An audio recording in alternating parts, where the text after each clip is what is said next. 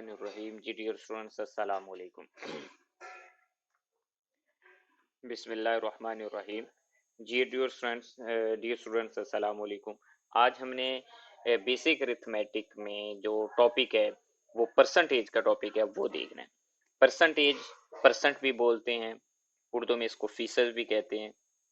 तो अब पहले तो बात यह है कि परसेंटेज या परसेंट या फीसद इसका मतलब क्या है।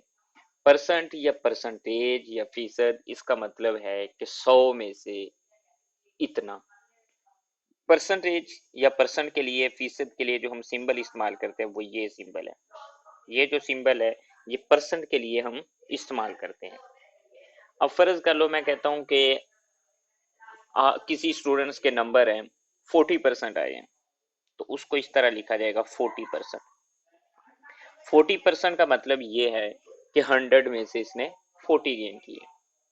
अगर कोई चीज 10% है तो उसको इस तरह लिखा जाएगा 10%। इसका मतलब है कि 100 में से 10 परसेंट। जो वर्ड है ये अरबी जुबान का लफ्ज है जिसका मतलब है कि 100 में से या 100 पर, 100 में से या 100 पर। फर्ज कर लें कि अगर 5% है उसको हम इस तरह लिखेंगे। इसका मतलब यह है कि 100 में से 5। 70% है उसको हम इस तरह लिखेंगे 70%, मतलब कि 100 में से 70। अब आती है नेक्स्ट टर्म कि ये जो 40% है 100 में से 40, इसको इस तरह लिखा जाएगा 40/100। 10% है, इसका मतलब है कि 100 में से 10, इसको इस तरह लिखा जाएगा। 5% है, 100 में से 5, इसको लिखा जाएगा 5/100। 70% है, इसका मतलब 100 में से 70, इसको इस तरह लिखा जाएगा।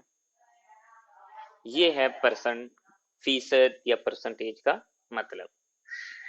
अब हमारे बाद इसके बाद एक और टर्म है कि हमने परसेंटेज जो है या परसेंट जो है, जो फीसद है, उसको कसर की शक्ल में लिखना है, फ्रैक्शंस की फॉर्म में लिखना है। फीसद को कसर की शक्ल में लिखना। अब हम इस फीसद को कसर की शक्ल में कैसे लिखेंगे। फर्ज कर लो 40%, इसको लिखेंगे 40/100, क्योंकि परसेंट का मतलब 100 में से या 100 पर। ये कसर की शक्ल में लिखी जा चुकी है, ये टर्म जो है ये कसर की शक्ल में लिखी जा चुकी है। तो अब हमने इसको सिंप्लीफाई करना है, और सिंप्लीफाई करना भी लाजमी होता है। तो जब हम इसको सिंप्लीफाई करेंगे, सिंप्लीफाई करने का तरीका कार ये कि सबसे पहले हम छोटा कोई ऐसा नंबर 1 के अलावा देखते हैं कि जो दोनों को, ऊपर वाली टर्म्स को भी और नीचे वाली टर्म्स को भी सेम टाइम एक ही वक्त में डिवाइड करें। ये जो ऊपर वाली टर्म होती है कसर में, उर्दू में इसको शुमार किंदा बोलते हैं, शुमार कनिंदा,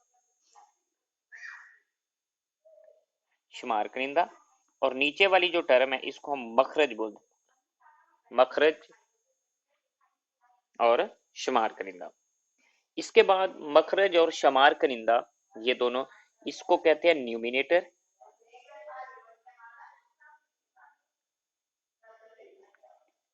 और इसको बोलते हैं डिनोमिनेटर।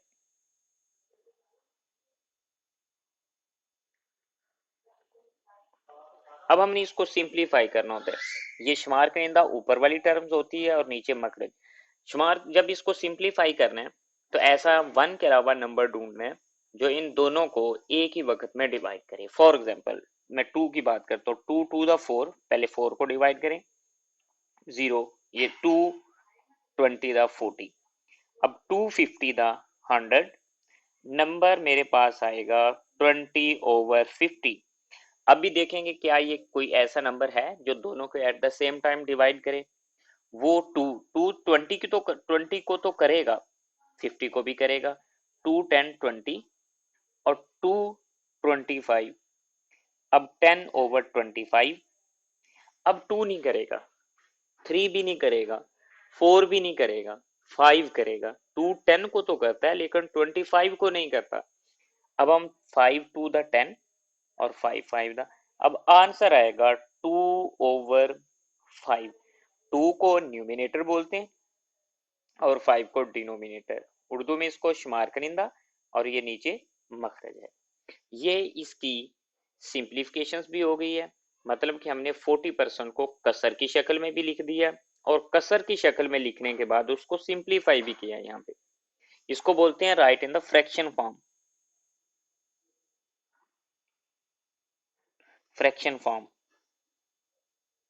उसके बाद फर्ज कर ले मेरे पास आता है 60%। इसको मैंने फ्रैक्शंस की फॉर्म में लिखना है, बटे की शक्ल में लिखना है, कसर की शक्ल में। इसको मैं लिखूंगा 60/100। ये कसर की शक्ल में लिखा जा चुका है, लेकिन अब हमने इसको सिंप्लीफाई भी कर रहे हैं। सिंप्लीफाई कैसे करेंगे? हम कोई ऐसा नंबर पहले ढूंढेंगे जो सबसे छोटा 1 के अलावा जो इन दोनों को at the same time divide करे।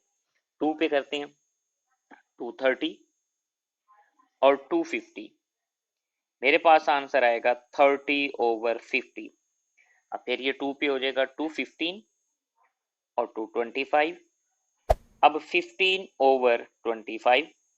अब 2 पे नहीं होंगे, अगर मैं 3 पे करने की कोशिश करूं 15 तो हो जाएगा 25। 3 के टेबल में नहीं आता, 4 के टेबल में दोनों में से कोई भी नहीं आएगा, तो मतलब 5 के टेबल में आता है 5 3 दा और 5 5 दा।